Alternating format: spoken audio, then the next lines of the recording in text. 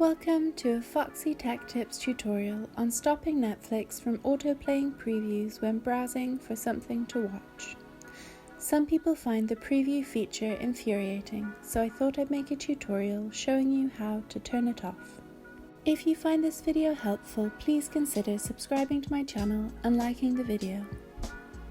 Start by launching Netflix and signing in to your profile. Now hover over your profile image at the top right of the screen and then select Manage Profiles from the drop-down list.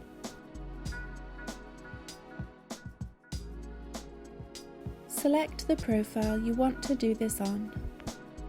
Under the autoplay controls here, you can disable a checkbox called Autoplay Previews while browsing on all devices.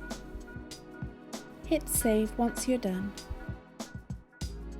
Netflix will now stop autoplaying previews on the browsing page, and that draws an end to this tutorial. Please like the video if you found it helpful and subscribe to Foxy Tech Tips for more tips and tricks.